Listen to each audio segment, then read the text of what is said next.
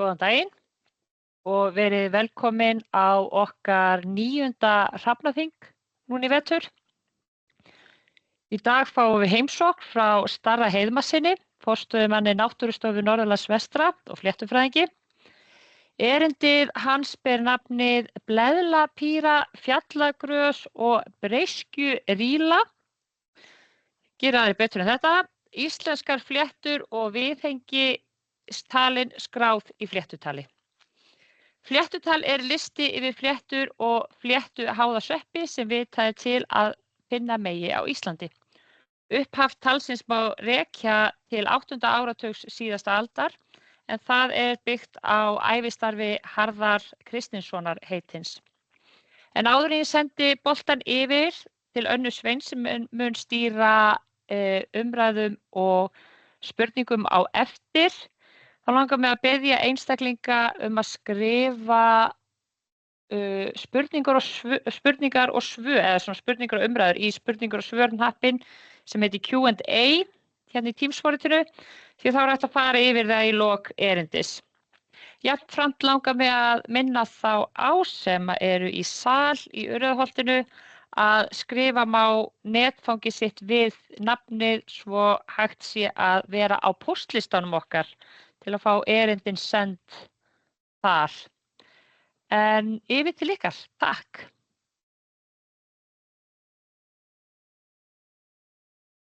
Já, takk fyrir þetta, Heiðrún. Ég byrjaði bara á að ræða aðeins flétturnar og ég var nú svona að reyna að búa til svolítið grípandi fyrirsögn þarna með Bleðlapíru, Fjallagrös og Breiskjurýlu og ég mun aðeins eyða tíma eða verja tími þá eftir að ræða þessi íslensku heiti og við getum nú líka rætt það og þið getið haft það í huga þegar þið höfum umræðurnar eftir erindið, hvort að hver þörfin er fyrir það og annað slíkt. Þeir sem að þekki mig vitið að ég er nú frekar hallur undir latínuna þegar að kemur að því að ræða hlutina. En rétt eins og Heiðrún minntist á í upphafi og í kynningunni að þá náttúrulega byggir þetta á starfi Harðar Kristinssonar til í hálfa öld, cirka bát, á Náttúrufræðistofnun og Náttúrugripasafninu á Akureyri og hvar það nú var. Og við ræðum það hérna aðeins þegar líður á, en mér langar bara aðeins svona, ég mun fara svolítið víðan völl hvað varðar fléttur og þessar fléttuháðu sveppi sem ég kannski tala ekki mjög mikið en mér langar svona kannski bara fyrst á að byrja á að ræða það að í raun og veru getum við sagt að Ísland það er svolítið fléttuland og auðvitað er Ísland líka mosaland og við getum sagt að Ísland sé eitt og annað og Ísland er land jarðfræðinnar og allt það, en bæði það að við erum nú með þessa miklu fjölbreytni hvað varðar tegundir af fléttum á landinu, að við erum með, núna erum við komnir upp í 836 fléttutegundir á landinu og við erum síðan með það bil 144 þekktar tegundir af sveppum sem vaxa einungis á fléttum og ekki á öðru. En mér langar aðeins bara svona í þessu samhengi að benda á hvað við höfum af tegundaheitum sem að bera þess vott að þau finnast á Íslandi, hafi verið fundist hér eða annað slíkt og auðvitað þekkja allir og við getum sagt að alþjóðlega séu Fjallagrösin kannski einna þekktust með það sem að heita jú ranglega og þetta var ekki að æra óstöðuga með því að ræða notkun á hugtökum sem að geta stundum orðið svolítið ruglingslega, en það er kallað í Iceland moss eins og þið vitið sennilega sem er enginn mosi og það er að taka ýmsar ræður og segja sögur af bergþóri heitnum og herði heitnum þegar þeir reynda að fá menn til að hætta að tala dýjaskóg og hreindýramosa. Og ég veit ekki alveg hversu vel það hefur tekist að ala almenning upp í því, en ég veit að Svíarnir eiga við nákvæmlega sama vandamál að stríða þar sem að menn kalla eðalkrókana fönstermossa sem að heiti á fönsterlaf þar og ég mun sýna ykkur mynd af honum og eftir, en þetta er svona örlítið sýnishorn af því hvað, eða sem það tegundir sem hafa íslenskt heiti í heitum síðum. Nú, ég átti að tala aðeins íslenskt heiti hérna líka og það eru umræðunar virði hvort að það auki skilning almennings á náttúrunni að hafa íslensk heiti við hlutina. Ég hef grun að það sé ótvírætt á þann veg, en við erum á sama tíma kannski svolítið erfitt að búa til ný heiti fyrir tegundir sem að fáir þekkja nema sérfræðingarnir sem að tala á latínu eða nota á latnesk heiti sín á milli. Ég hendi hérna upp tveimur myndum úr gömlum bókum. Það er Björn Halldórsson frá 1783 þar sem að hann er að tala litunarmosa sem er jú annað svona gamalt alþýðuheiti og í heitunum sem að Hörður á 99% heiður af, hvað var það íslensku heitin í þessu fléttutali sem við erum með hérna, og það það bil helmingur heitana sem eru komið með íslensk, helmingur tegundana sem eru með íslensk heiti. En þið sjáu hérna hvað Björn kallar þetta, það litunarmosi sem þá það sem heitir slepaskóf í dag og hluti af litunarmosunum, því að það eru 3 tegundir eða reyndar 4 núna sem að tilheyra því sem að í gamla daga var kallaður litunarmosi. Það slepaskóf, hraunguskóf og litunarskóf, Parmelia saxatilis, omphalotes og hérna sulcata. En síðan kemur það hérna bara annar litunarmosi og síðan 3. litunarmosin og þá hann farin að tala landfræðiflykruna og síðan það litunarskilman. Og síðan getum við farið hérna í gamla heimild eftir Benedikt Gröndal fyrirgefði, þar sem hann að tala hérna úr gamlu tímariti sem gegn, þar sem hann að tala flétturnar og hann vísar hérna í þessar geitaskófirnar sem við þekkjum, fjallagrösin, og í raun og veru var mikið af þessum gömlu heitum, alþjóðaheitum. Þetta voru ekki nema kannski 10 tegundir í mesta lagi, eða 10 hugtök sem við getum sagt að við séum með einhverja gamla þekkingu almennings í gamla daga á því hvað voru fléttur og hvað kölluðum að því. En rétt eins og ég minntist á áðan, við erum búin að afhjúpa þá eins og staðan í dag, 836 tegundir á landinu af fléttum, 144 af fléttuhóðum sveppum, og ég mun tala aðeins meira eðli fléttusambýlisins hérna þegar líður á. Og hérna, þetta alls þá 980 tegundir og síðan erum við 10 afbrigði að minnsta kosti og svolítið af undirtegundum. Við erum þá alveg að nálgast 1000 þegar við fórum að telja alla flokkunarreiningar saman. Við reyndum að vera frekar íhaldssamir við Hörðurheitin þegar við vorum að fara yfir þetta og við þurfum náttúrulega að hafa staðfesta fundi fyrir þessum tegundum sem við erum að setja upp. Hérna sjáum við þá 3 dæmi af þessum 836 fléttutegundum. Við erum með þarna skeljaskóf efst, síðan með himnuskóf og síðan hérna neðst hérna fuglagráma, eins og hún heitir. Og talandi þetta, og ég bendi ykkur þarna á heimildir áðan frá Birni Halldórssyni úr grasnytjónum að við erum alltaf búin að vita af ákveðnum fjölda fléttutegunda í langan tíma. Það alltaf að bætast við þekkinguna. Þarna sjáum við úr gamalli grasafræði frá 1830, það sem svona einn af þessum fyrstu listum yfir, fyrstu tékklistum getum við sagt, þar sem að Oddur Jónsson Hjaltalín að hérna, lista þær upp. Mikið af þessum heitum eru kannski ekkert mjög hérna, töm nútímamanninum, léttur steinmosi, grænmosi, sem fyrir hérna, það nú tegund sem að vex á hérna, birkistofnum og tilheyrir melan og halea núna. Falungsborgarmosi og þar eru menn bara að taka latnesku heitin og setja þau yfir til þess að gefa íslenska heitið svo framvegis. En ég vil bara vekja athygli ykkar hérna á þessu stöplariti sem að ég fékk kollega minn til þess að setja saman fyrir mig, þar sem svona aðeins til að sýna hvernig þekkingin hefur aukist í gegnum tíðina. Og við erum þarna 1770-72 þá hérna reisubók Bjarna og Sveins, það ekki? Nei, Bjarna og Eggerts og Bjarna og það fylgir því kompendium með tegundalistum og þar eru við með 40 eitthvað tegundir skráðar og síðan ef við förum hérna áratug fyrir áratug, það byrja að koma hérna út listar og heimildir flóðu Íslands, gefnar út í Kaupmannahöfn, Grönlund skrifaði þar, skipti miklu máli að fóra að koma meira og meira og þið sjáu að það eru með það að finna allt upp í 60 tegundir á einum áratug, en síðan Hörður verður aktífur hérna í lok 7. áratugarins, 67, þá kemst hann í samband við William Culberson við Djúkháskóla og í framhaldinu verður hann færa styrk og safnar mjög víða Ísland, sem náttúrulega ómetanlegar heimildir til framtíða líka að kíkja á þau gögn og sjá að því hann safnaði öllu á ákveðnum stöðum, einir 70 staðir vítt og breitt landið sem eru í gagnagrunninum í dag. Og dvelur síðan 3 vetur þarna út í hérna Norður Karólínu við þessar rannsóknir og í framhaldinu kemur hann síðan heim og það gengur hérna undan á þeim árum. Síðan fáum við alveg vel yfir 100 tegundir hérna á 10. áratug síðustu aldar og fyrstu 2 áratugum þessar aldar. Og það sem hefur kannski skipt mestu máli í slíku samhengi, það það ef við fáum erlenda fléttufræðinga sem koma til landsins í feltferð, í svona excursion, og þannig gerðist það að 1997 þá hittumst við á Eiðum á Austurlandi og ferðumst þar umkring og það fundust rúmlega 50 nýjar tegundir fyrir landið við það tilfelli og sama gerðist síðan hérna árið 2009. Þá kom félag norrænna fléttufræðinga og við vorum á Mýrunum, eða vorum hérna í Hnappadalssýslunni í 5 daga og slíkar rannsóknir. Og svo í seinni tíð hefur líka bæst mjög mikið við vegna þess að það að koma hérna fléttufræðingar sem eiga leið annars staðar og síðan náttúrulega líka þær rannsóknir sem við höfum verið að stunda og stundað voru á Náttúrufræðistofnun. Nú, flestar tegundirnar þær vaxa á grjóti á Íslandi og mikil af okkar fjölbreytni vegna þess að þetta eru tegundir sem vaxa á steinum.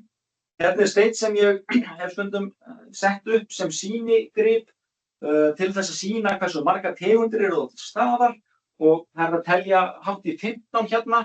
Við getum séð á nokkrum stöðum hérna gul blasir við landfræðiflikran eins og hún kölluð, Rhizocarpum geographicum. Við erum með hérna aðra sem heitir dvergkarta og nú veit ég, finnst ég bara afsökunar með þá sem í streymi að því sem hérna miðbyggi sem mjög riðlitluð, Tremolesia atrata sem ég hugsa að sé ein algengasta flétta landsins og finnist nánast á öllum steinum sem eru þó með fléttugróður á annað borð. Ég reikna með því að við finnum hana nánast alls staðar, nema hún hefur ekki komið til Surtseyjar ennþá. Og það alveg athugunar virði. Síðan erum við líka með fjórðung tegundana sem vaxa á jarðvegi og þið sjáið þarna í grænu steinvaxandi flétturnar og síðan hinar sem eru á jarðvegi. Svo erum við þá með minna af slíkum fléttum sem eru ásætur sem vaxa sem það trjám. En ef við berum okkur saman við skandinavísku löndin þá náttúrulega miklu stærra hlutfall sem þar á trjám. Sumar eru meira og minna á mosa og síðan aðrar sem eru þá bara á viði. En ég ekki farin að tala mjög mikið flétturnar sem slíkar og sambýlið, en fléttur jú sveppir. Eins og ég reikna með því að þið vitið öll. En mér langar bara aðeins að benda á það að vera flétta, það gerir þessa sveppi ekki að þeirri gerð að þeir eigi endilega mest heima saman hver með öðrum. Þetta bara enn ein leiðin til þess að afla sér lífræns efnis, bara rétt eins og að vera svepprót eða vera síkill eða sníkill eða rotsveppur. Og bara til marks það bæði eru til asksveppir og kólsveppir sem að mynda fléttur, en þar að auki í asksveppunum að þá finnast þeir í 5 ólíkum flokkum, sem klass, og þar að auki erum við þá með þó nokkuð af þessum fléttuháðu sveppum sem eru í Leontiomycetes.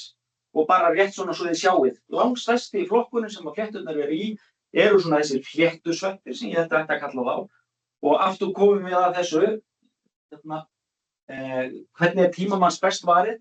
Hún varið í að reyna að finna hnittin eða góð og lýsandi íslensk heiti til þess að kalla alla flokkana og síðan bálkana og ættirnar og allt þar undir. Eða þurfum við kannski frekar á grunnrannsóknunum og þeirri þekking að halda, en hvað það? En þið sjáið hérna, það langmest af þessum fléttumyndandi sveppum og síðan í hópnum eða flokknum sem kallað Eurotiomycetes, þar sem að fjörusveppt og ættin meðal annars. Og ég sé nú að ég eyði fór nokkuð meiri tíma, ég hafði ætlað í þetta, þannig að þið skulle bara þakka fyrir að ég setti ekki inn allar sklærurnar fjörusveppt og ættina sem svona mín uppáhaldsætt sem ég hef rannsakað hvað mest, þannig að við hefum getað týnt okkur í nokkrum þróunarsögutrjám þar og myndum, en hvað það? Þetta eru meðal annars fjörusveppina sem lita steina við sjávarsíðuna og í fjörum svarta. En bara rétt svona, það sem við vitum náttúrulega að við erum að tala sambýli svepps og grænþörungs og eða blábakteríu. En í seinni tíð, og þá ég að tala bara alveg síðustu 30-40 ár, þá erum við alltaf átt okkur betur og betur á því að þetta jú ekki, þetta alltaf tekið svona sem dæmi, kennslubókar dæmi þetta jákvæða sambýli. Báðir aðilar græða. En síðan bara eins og með svo margt, að þeir fara að skoða svolítið nánar, þá kemur bara í ljós að það alltaf ljóti kallinn þarna, ef við tökum þannig til orða. Það einhver sem að græða meira en hinn á sambýlinu. Og já, við getum kannski hugsað þetta aðeins bara svona þegar við hugsa þess vegna geopólitískt í heiminum, sko, að það alltaf, það að afhjúpa hlutina til að vita nákvæmlega hvað þeir eru.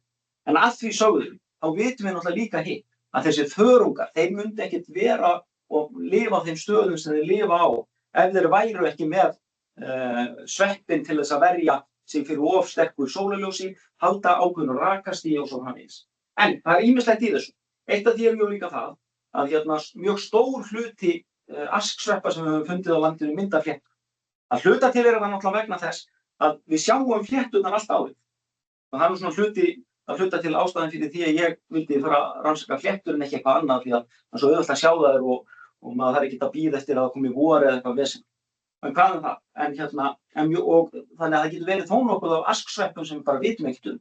Og síðan líka hitt að sko, við erum með 20.000 sveppategundir sem mynda fléttur, sem við þekkjum til. En hins vegar eru við með mun færri að öllum líkindum tegundir af þörungum sem mynda sambýlið með þeim. Og þrátt að það séu alveg 40 ólíkar ættkvíslir. Og þar að auki höfum við verið í þeirri stöðu að það eru miklu erfiðar að rannsaka þörungana sem eru í sambýlinu eða í fléttusambýlinu, bara vegna þess að þegar þeir eru í sambýlinu þá líta þær alltaf öðruvísi út en þú verður stóð að rækta þá. Og þeir stunda aldrei kynæxlun til dæmis inni í fléttusambýlinu, en síðan geturðu, og sumir af þeim eru með þess að til frílifandi, þannig að þeir lifa alveg utan fléttusambýlisins en eru nýttir þar stundu líka. Þar að auki vitum við líka í seinni tíð og þá koma sameindaaðferðirnar inn að það þarna inni bæði fullt af bakteríum og aðrir sveppir líka sem að hafa áhrif á marga hluti í fléttusambýlinu, meðal annars og köflum þar að þeir skuli mynda mörg af þessum einkennandi sýrum, fléttusýrum eins og það eru kallaðar og efnum sem eru sérstaka fyrir það. Nú, en þetta eru jú bara sveppir og eins og ég segi, þeir eru bara með þennan þörung og bara með þetta fæðunám, getum við kallað það, og það var strax á 19. öld sem var búið að afhjúpa það, búið að átta sig á því að þetta sem forverar mínir og kollegar kölluðu Gonidia, sem voru þá bara grænþörungarnir, að það væri aðskilin lífvera, en enga síður, og það náttúrulega bara dæmi í svo mörgum vísindagreinum, að við erum alltaf með aðskilda fléttufræði frá sveppafræðinni í raun og veru, og að það hafi verið gerðar nokkra tilraunir raun og veru til þess að tengja þetta saman á betri hátt. Og nú með sameindafræðilegu gögnunum þá voru náttúrulega bara eiginlega neyddir inn í það að setja þetta loksins almennilega í sama kerfi. En að vissu leyti má náttúrulega segja að það svo algengt í þessum flokki Leccanorrhomicetes eða fléttusveppunum að vera með fléttu, að mynda fléttur. Nú, en svepphlutin, og þegar við tölum flétturnar, þá erum við alltaf að tala heiti sveppsins sem myndar fléttuna. Og þá bara í raun og veru við þennan fléttumyndandi hluta sveppsins. Og af þessum þekktu asksveppum í heiminum, og aftur bara bendi ég á það, Ísland svolítið fléttuland. Að ríflega fjórðungur þekktur af asksveppa mynda fléttur, helmingur asksveppanna sem þekkjum á Íslandi í fléttusambýli. En það kannski ekkit óeðlilegt að aukist hlutfallið eftir því sem við komum norðar. Hlutfall fléttna og mosa eykst venjulega bæði hvort þú ferð upp, fjöll eða norður á bógi. Og bara 20.000 tegundir þekktar. En síðan þetta annaðhvort grænþörungur eða blábaktería sem síðan ljóstillífandi hlutinn í þessu. Og það reyndar til einn brúnþörungur sem notaður af svepp sem ljósbíingur eins og við köllum þetta. Það reyndum að þýða fótóbíónt. Og þetta mikið Trebouxia trentepolia. Trebouxia hefur aldrei fundist utan við fléttuþali, þannig að menn séu vissir að hún sé að lifa þar, sá grænþörungur. En þetta eru lóðþörungarnir, trentepolia, og síðan blábakterían nostoc, eða blákýli, eins og það er kallað á íslensku. En mér langar aðeins að ræða alþýðlegu heitin, eða íslensku heitin þá líka. Þegar við erum með latnesku heitin og við erum með flokkunarfræðina, þá erum við með svona stikkskiptingu, hierarkíu, eins og þið kannist við hvernig líffræði, hvernig linneaska kerfið virkar. Og það eykur í upplýsingagildi. Og við viljum kannski reyna að hafa smá upplýsingagildi í íslensku heitunum líka, þannig að þegar almenningur kynntur fyrir 409 fléttum heitum, það meiki einhvern svona, það sé smá vitið í að þegar þær eru svipaðar og í sömu ættkvísl að það sé eitthvað sem að minni á að það séu það. Og þannig erum við með þetta frábæra orð hérna breskja, sem stereókálum, ættkvíslin stereókálum, sem jú mjög algeng á hraunum eins og hraunbreskjan. Grábreskjan mjög algeng út í móum, stereókálum alpínum, melbreskjan sömuleiðis, stereókálum ríguljórum, drísilbreskjan sömuleiðis á hraununum. En síðan verða breytingar á flokkunarhæðinu og hvað eigum við að gera? Eigum við að breyta öllum endingunum og lenda kannski í vandræðum með að það eru komin 2 heiti sem eru eins og hvernig sem það endar, eða eigum við bara að segja að íslensku heitin verða óbreytt, sem að ég reyndar á þeirri línunni. En það var jú ágætur kollega okkar, Bergþór heitinn mosafræðingur, sem að lagði alltaf í það þegar urðu breytingar og þá breyttust íslensku heitin á mosategundum.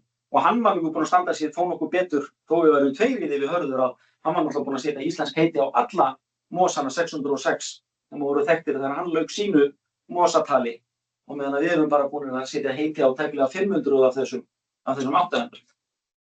Og bara svona sem aðeins svona sem dæmi þetta, þá tók ég saman það sem að kallað hefði verið doppa hjá okkur á íslensku, og þessar tilheyrðu meira og minna sömu ættkvíslinni fyrir bara 10 eða 15 árum síðan, Búelja, sem að þið sjáu það ennþá innan til staðar, en síðan þá búið að skipta þessu upp í fleiri ættkvíslir sem að eru þá núna Búelja, Diplotoma, Tetramelas og Epilíkin og síðan Amandinea, og allar eru þær og doppa í andan. Og þá þarna þessi fínu heiti eftir hvernig hvað þær gera, og sumar af þeim eru meira að segja fléttuháðir sveppir, en fléttuháðir sveppir eru svona sveppir sem vaxa eingöngu á fléttum og hvergi annars staðar. Sumum tilfellum eru þeir sníklar sem að lifa þá á því sem að fléttan að framleiða, en í sumum tilfellum þá eru þeir svona örlítið minna ákafir hvað er að kalla það? Leigjendur sem borgi ekki leigur. Þannig að þeir svona stela því sem að þörungurinn að framleiða á þess að stela beint af þeim sem þeir vaxa á. Og bæði Epilíkan scabrosus og Amandinea adjuncta eru dæmi svona sveppi, og þær heita þá eftir þeim tegundum sem þeir vaxa á. Mærudoppa, hún á mærum, og törgudoppan sem á Lecanora straminea sem heitir og fleiri slíkum tegundum sem heitir salttarga, ef maður rétt. Nú, það vel helmingurinn með íslensk heiti, og eins og ég segi, ég hef svona aðeins búin að minnast á það hversu nauðsynleg þessi íslensku heiti en ég fellst góðfúslega á það að það skipta máli fyrir möguleikan á því að vekja áhuga og skilning á því sem við erum að gera. Og síðan lendum við náttúrulega líka í þessum vandræðum síðan með þessi eldri alþýðuheiti sem byggja kannski ekki á flokkun tegundana, sem að við lítum nú tilbaka eins og grösin, og ég meina auðvitað fjallagrösin náttúrulega hræðilegt heiti á fléttu. Þetta er bara svona til þess til þess að ég sé ekki settur út af fjárlögum, þá bara gæti þess að segja ekki nákvæmlega hvað mér finnst kannski það, en þið sjáið alveg fyrir, og ég bara tek þetta dæmi, þar sem að þetta sko, núna vissulega þetta mikið af þessum heitum sem að hafa verið fundin upp núna í seinni tíð, en hóparnir sem sagt falla þá undir skóf vegna þess að þetta gömul alþýðuheiti sem nota skóf yfir þessa hópa. Og það eru engjaskófið sem peltigera ættkvíslin, og þar erum við með sem endar á skóf. Við erum með Placopsis gelida sem algjörlega öðrum flokki og langt frá því í flokkunarfræðinni, sem heitir skeljaskóf. Lítur svolítið svona út eins og, við erum búin að sjá myndafinni, lítur svolítið svona út eins og spælegg á köflum. Og síðan erum við með hluti eins og næfurskóf, roðarskóf og ullarskóf og Platysmatian og þær ásamt með parmiljón verða á hluti að litskófar ættinni og eiga þá svolítið heima saman. En hvað það? Og síðan lendum við líki því. Og erum við komin í mjög áberandi ættkvísl sem eru kladóníurnar eða bikararnir sem dæmi, en þær eru líka kallaðir krókar og broddar og lauf. Og það kannski getum við hörður heitin tekið á okkur smá gagnrýni hvað það var, en hins vegar þá eru þær svo ólíkar í útliti og þessar kladóníur, þær líta mjög ólíkt út og geta verið með á sama tíma bæði bikar og síðan svona bleðla sem vaxa á jörðinni sem að líta algjörlega ólíkt út og á einhverjum tímapunkti auðvitað álíta jafnvel þessi sikur tegundin og menn nú lendið því með sömu hluti. Og þá get ég líka aðeins svona sýnt ykkur dæmi það hvernig við flokkum eða skráum hlutina upp í fléttutölinu sjálfu. Það sem við erum þá með latneska heitið innan hverrar ættkvíslar, síðan kemur íslenska heitið og það alltaf tekið fram eða til sýni í vísindasafninu hjá Náttúrufræðistofnun og síðan þá ýmsar heimildir fyrir því hvort að viðkomandi tegund sé til staðar á landinu. Fyrsta fléttan sem við erum tiltölulega viss að hafa verið borin hingað af ferðamönnum einmitt það sem heitir Fönsterlaf á sænsku eða Fönstermossa sem eru eðalkrókarnir, Cladonia stellaris, mjög vinsælt til þess að sitja í aðventukransa. Og þetta fannst og ferðamannastað í Borgarfirði fyrir rúmlega 10 árum síðan. En mér langar aðeins í sé á seinni hlutann í tímanum að mér langar aðeins að tala síðan líka þetta með þörungana og hvaða möguleikar fléttumyndandi tegundirnar hafa á því að nýta sér þörungana. Og hérna sjáum við fjallagrösin eða Cetraria ættkvíslina, þar sem við erum með nokkrar ólíkar tegundir og hérna eru skyldar tegundir með sömuleiðis. Niður í horninu til vinstri erum við með mundagrösin eða Cetrariella delisei sem var nú lengi talin innan Cetraria. Við erum með Puckermanopsis chlorophylla hérna á miðjunni sem er á trjáreitnum og svo þessi gula Vulpicida pinastri sem er með úsningssýru og þess vegna er hún svona gul á litinn og síðan er hún þá með kvistagrös og fjallagrösin sjálf þarna. En það sem ég ætla aðeins að segja hvað þetta varðaði að innan fjallagrasa eða litskógar ættarinnar, því ég er ekki bara þá við fjallagrösin sjálf í þessu samhengi, að þá kemur í ljós þegar að fara að skoða þörunginn og raðgreina hann og hvað hann gerir, eða hvaða tegundir þar eru til staðar, eru að allur hópurinn fyrir utan mundagrösin eru meira og minna að nota sömu tegund af þörungi sem ljóstillífandi hluta. En síðan eru mundagrösin, þau eru bara með allt aðra tegund og reyndar kom síðan í ljós að þetta er ný tegund og að nú verða að vinna í lýsingu á henni akkurat þetta vann af þessu í samstarfi við samstarfsaðila hérna í lyfjafræðideildinni, Mao Niang-Su sem byrjaði í doktorsnámi 2017 og lauk því með glæsibrag og hefur svo verið að rannsaka ýmsa hluti sameindafræðilega í fléttusamlífinu og meðal annars þetta. Og akkurat þessu tengt það að það skiptir máli, fléttur eru í vandræðum með það, að þegar þær dreifa sér með kynæxlun, það myndast askar, þar sem rýriskiptingin á sér stað og þær dreifa sér síðan með gróum, að þegar gróið lendir einhvers staðar, þá verður það að finna réttan þörung til þess að geta vaxið upp í að mynda fléttuna. Sumar af þeim dreifa sér á kynlausan hátt með því sem kallaðar eru hraufur á íslensku eða snepum, það eru nokkrar leiðir til þess. En málið er það að ef til sem þú meiri tækifæri sinni sem fléttumyndandi sveppur, en þú getur notað kannski bara hvaða þörung sem eða innan ákveðna marka, að þá þeim meiri möguleika á þú að lifa af. Og þarna þó önnur rannsókn sem ég tók þátt í að vinna sem var það verður að nálgast áratugi núna, en þá var sem sagt verið að bera saman ormagrös og kræðu og fjallagrös. Kræða og fjallagrös eru náskyld, en ormagrösin eru þar langt í burtu flokkunarfræðilega. En ég ætla bara að benda ykkur á bláu punktarnir sem þið sjáið þarna. Þetta eru ormagrös og kræða frá Íslandi, á meðan hinir punktarnir sýna ormagrös og kræður frá Ölandi, eyjunni sem er rétt suðaustur af Svíþjóð. Og þið takið eftir því að það sem er á Ölandi, að þar eru við með langt á milli þeirra hvað varðar arfgerð þörunga. Og þeir eru á öðrum stað í kerfinu. Hérna er svona trónasögutré yfir ólíka tegundir á þessum ágætu þörungum, bóksíðaþörung sem er þarna. En á Íslandi þá sem sagt var eiginlega sami þörungur í tveimur ólíkum tegundum.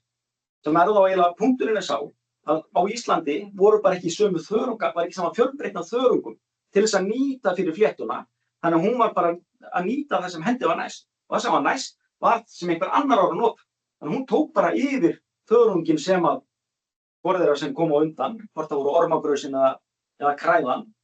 En önnur tegundin var til staðar, síðan kom ný tegund á staðinn og hún stal þá bara eða það dó einhver og hún gat tekið yfir þrotabúið af þörungum sem að lágu það. En bara rétt svo ég geti klárað þetta með að komið tékklistanum frekar að, ég veit ég er búinn að fara svolítið víðan völl, en hérna sjáum við þá svolítið mynd af fyrirmyndinni sem tékklistin yfir fléttur í Skandinavíu og Finnlandi sem að Rolf Sanderson heitinn startaði árið 1993 kom fyrsta útgáfan. Þetta svona prent á eða svona PDF-skjal á netinu frá 2001. En tékklistin hann náttúrulega mjög mikilvægur grunnur af frekari rannsóknum og mun þá nýtast ekki bara hér innanlands heldur til þess að erlendir sérfræðingar bæði þá áhuga á íslenskum fléttum og rannsóknum þar en líka þá að þeir viti hvað til staðar og hvað þeir geta litið til þegar þeir eru að fara og skoða hlutin í stærra samhengi. Hann byggir að sjálfsögðu á fléttusafni Náttúrufræðistofnunar á stórum hluta og verður að öllum líkindum síðan viðhaldi rafrænt eftir að við erum komið með þessa fyrstu útgáfu sem nú alveg á leiðinni og það hægt að henda endalaust áfram en það líka hægt að segja stopp og ljúka hlutum stundum. En þetta bara svona gömul sem ég hef oft notað og með vísindasögnin og hversu mikilvæg þau eru. Mér langar bara rétt að benda á að eitt af því sem að skiptir líka mjög miklu máli og að verða mikilvægara núna í seinni tíð. Með öllum þessum sameindafræðilegu gögnum sem við erum að safna og þau hlaðast upp í meira og meira magni, en það skiptir rosalega miklu máli að þau sýni sem að sameindafræðilegu gögnin byggja á hafi eitthvað einkennisýni eða eitthvað kennisýni sem hægt að ganga til aftur eða líta til síðar. Þegar að menn hafa meiri þekkingu eða vilja gáfa einhverju sem að kannski var ekki alveg litið til í upphafi. Og þarna skiptir náttúrulega fléttusafnið stórkostlegu máli og það alltaf í svona hæfilegri óreiðu en samt ákveðinni vinnslu og það þarna geymt rúmlega 20 sýni og Hörður á náttúrulega algjörlega meginpartinn af því, 15.000 rúmlega sýni eða það 15.000 hefði hann safnað í gegnum tíðina og við erum með mjög góða yfirsýn yfir það sem þekkt á Íslandi, rétt 700 tegundir að minnsta kosti sem eru þekktar þar, síðan eru einhverja tegundir sem eru þekktar á annar staðar líka. Og bara rétt svona í lokina því ég vil ekki ljúka þessu að við íhugum aðeins bara og ævistarf Harðar og hvað hann skiptir miklu máli fyrir það sem að koma út núna því að ég tek náttúrulega bara við lista sem við unnum saman að í nokkra áratugi áður en að ég síðan fæ bara það hlutverk að ljúka þessu loka snurfusi sem að kemur síðan og mér langar bara rétt svona, þannig Hörður út í Surtsey fyrir rúmlega 20 árum, eina skipti sem við fórum saman út í Surtsey við Hörður og mér langar bara rétt svona að ljúka þessu síðan á fyrstu landnemunum í fléttufungunni í Surtsey sem að koma þangað og þar svolítið gott að íhuga það að 4 af 6 fyrstu tegundunum sem komu þarna, sem eru listaðar upp þarna, þær fjölga sig með þessum svokölluðu hraufum sem þið sjáið hérna á þalinu á Skeljaskóginni, sem eru svona eins og upphleyptir hlutar þalsins sem annars svona meira og minna glansandi og þarna eru sem sagt að brotna upp og myndast lítil korn af þörungum með sveppþræði utan. Þannig að þú ert bara að dreifa sambýlinu í heild sinni. Og síðan eru 3 af 6 af þeim með þessar svokölluðu niðurlur sem þið sjáið líka hérna á Skeljaskóginni, þetta dökkbrúna þarna í miðjunni. En það sem sagt þannig að Skeljaskóginn dæmi fléttu sem með grænþörung í þalinu en síðan með niðurlur sem eru blóbakteríur. Og þar með veit ég að ég búinn að synga svolítið á tímanum en ég hef þá lokið máli mínu og meira reiðubúinn að taka við spurningum og ræða það sem menn vilja varðandi fléttufungu landsins. Takk fyrir.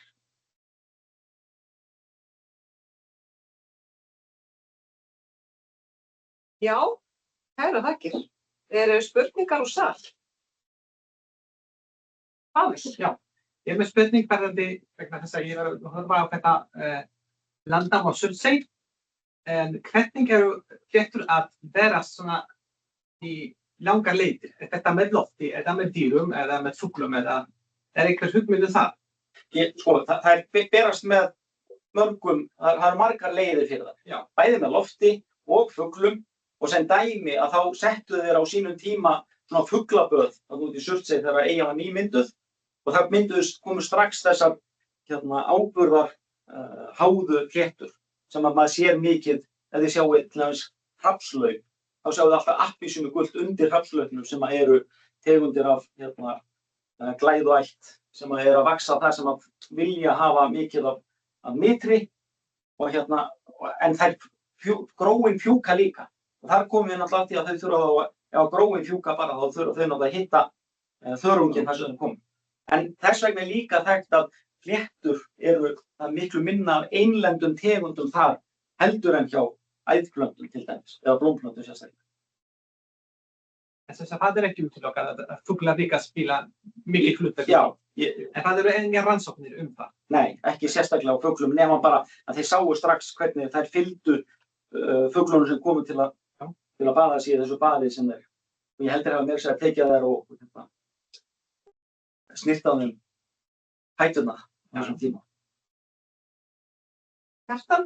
Einhverjar svona fléttur sem eru ágengnar?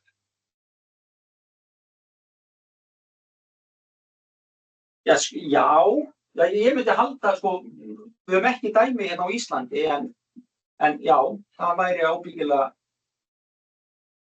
gagnvart sérstaklega á öðrum fléttum og ef þú fær tegundir sem að eiga auðvelt með að vaxa á steinum, að það náttúrulega, þegar maður skoðar steinar, að þá sér maður mjög oft, það sem það mætast ólíkar, og mjög erfitt að tala einstaklinga þegar við tölum fléttur, en ólíkar tegundir sem eru að vaxa þar og það mynda síðan svona svart fortal á milli þeirra.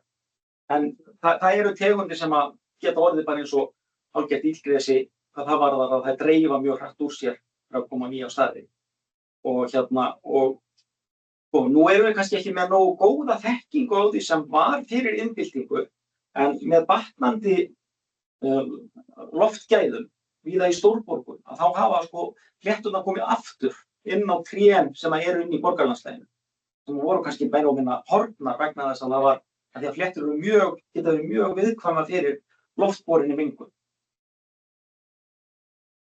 Já, Birgir. Já, þessu samhengi, hvernig hver upptaka CO2 eða koldíoxíð í fléttum? Hún mikilvæga lítilega engin? Jú, þeir náttúrulega þurfa koltvísýring þörungarnir til þess að vaxa og til að gefa sér það lífræna efni sem að sveppurinn lifir síðan af. En nettó binding svona, já, það náttúrulega byggir síðan bara á því hversu mikill lífmassi búinn að safnast upp þarna í sjálfum sér. Og suma tegundir vaxa ekki hægt og þannig að ræða lengi eins og fjallagrösin og það ákveðin svona ákveðna þaumafljótareglur sem að ég veit að þeir sem nytja fjallagrösin nota og ef ég man rétt þá voru gamlar sagnir, þá notuðu menn einhver 5 ára tímabil. Þeir fóru ekki að fjallagrasa sömu svæði fyrir 5 ára liðnum, af því þá væri fjallagrösin búin að ná aftur, það voru aftur á tímanir á þeim tíma. En auðvitað, þetta er náttúrulega binding, þessi vöxtur sem á sér stað, getum við sagt. Ekki sem hættir að fara og rækta og hjálpa? Nei, ég hugsa að þessi ekki beint áhrifaríkar í því samhengi. Ég ætla bara að spyrja til handbækur fyrir almenning. Já, það er til bók sem heitir Íslenskar fléttur sem að Hörður skrifaði og var gefin út 2016, ef ég man rétt. Og þar er fjallað tæplega 400 tegundir. Og með handhægum greiningarlykli í lokin og það er að þekkja margar tegundir af myndunum án þess að grafa svo djúpt ofan í og sneiða askýrslur og gá hvernig gói líta út eða allt það sem að menn síðan fara út í þegar þeir týna sér í. Hvað stend á í bókabúðum? Hvað stend á? Hvað segir Birgir? Hvernig varðveita svona fléttur í jarðsögunni eða jarðlagastafna? Ekki vel. Já. Og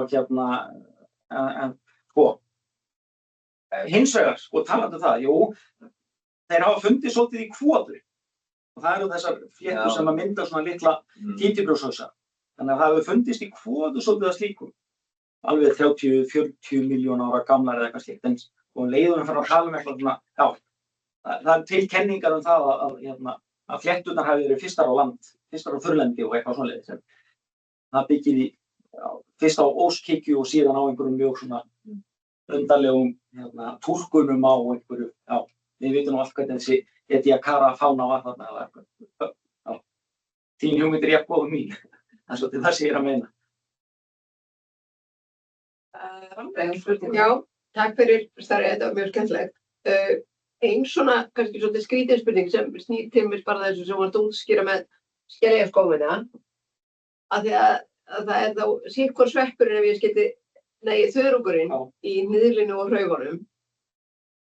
Ég hægt að líta á þetta sem tvær tegundir eða þú veist. Þetta er kallað tripartite, þetta er svona tryggja lífvera sambýli. Já. En málið er náttúrulega það eins og ég sagði líka snemma í fyrirlestrinum að við erum ekki að tala einhverja tvo sem hittast og þetta er bara flókið vistkerfi. En síðan náttúrulega líka bara eins þetta sem þekking okkar hleypir fram alla hluti með það. Við erum náttúrulega bara hýsir fyrir þarmaflóruna, held ég fram. Já, þannig að við getum litið á það að þó ég sé með öðruvísi þarmaflóra en ég gera það, þá erum við samt sama tegundi. Já. Ég bara, þú ættir eitthvað svona dæmi. Og ég svo sem ég gaf mér enga tíma heldur við getum alveg tekið svolítið gáðan tíma líki að ræða tegundahugtök og tilvist tegund eða ekki, sko. Það er... Mér langar að vita, eru fléttur mikilvægar fyrir aðrar tegundir sem að koma síðan seinna inn á svæði, eins og til dæmis í Surtsey eða eitthvað, eru þær eitthvað slags undirbúningur fyrir? Sko, þær eru það að vissu leyti. Það er náttúrulega ákveðin frumframleiðsla í gangi, þannig að það eru, náttúrulega ekki grasbítar beint, en jú, sem að neyta fléttnanna. Og ég hef ekki séð mikið hér en maður sér oft til dæmis sniglabit á fléttum og síðan náttúrulega getum við tekið sko þessar fléttur sem að hreindýrin éta og þau eru bara mjög háð því að hafa nóg af hreindýrakrókum og skyldum tegundum, eðalkrókunum sem eru mjög algengir í Skandinavíu. Þannig að það skipta á máli upp á þá framleiðslu. Það má kannski líka líta á það aðeins þannig að þegar þær eru á steinvaxandi til dæmis flétturnar, að þær eru líka svona hægt og sígandi að vinna að rofi. Það er ákveðnar fléttusýrur sem koma en sko það eru bakteríurnar líka. Það er margt að gerast á sama. En auðvitað er framleiðnin ekkert mjög há nema eins og ég segi. Og engjaskófir, heltikera og flatónía, setraría. Þetta eru tegundir sem ég held að vaxi bara þó nokkuð hratt. Og það er gaman að skoða svona hver framleiðnin er í raun og veru. Og skipta þú bara miklu máli fyrir þau svæði þar sem þær eru. En auðvitað er þetta ekkert sem við erum ekki að fara að rækta þetta til þess að fá mikla uppskeru. Spyrja líka Járngerðina í sambandi við þetta sem þú sagði. Hefur ekki séð að það vaksa líka bara, ég meina það vaksa bara á berum jarðvegi og er í raun og veru að loka landi. Þannig er raun og veru að hlífa því að jörðin sé að noti sér hreyfingu. Jú, og þá koma þær, þegar þær koma á beran jarðveginn, að þá er það náttúrulega líka mjög oft að taka með sér eða taka yfir lágbakteríur sem eru þá til staðar þar. Og hjálpa þá kannski í sumum tilfellum til vegna þess að annars myndi jarðvegurinn efsta lagi þorna algjörlega út og það sem er til staðar myndi drepast, þannig að sveppþræðirnir svona halda utan það. En bara eins og allt annað eru þau bara að hugsa raskatið á sjálfum sér og koma sér á það. Og ég hef náttúrulega aldrei gleyma því þegar maður skoða þetta og ég er svolítið svona líka reyna að breyta þessari rómantísku mynd af fullkomna sambýlinu sem allir eru. Ég held við ættum að tékka hvort það eru ekki einhverjar spurningar á netinu, Heiðrún. Hvað segirðu? Það eru engar spurningar á netinu.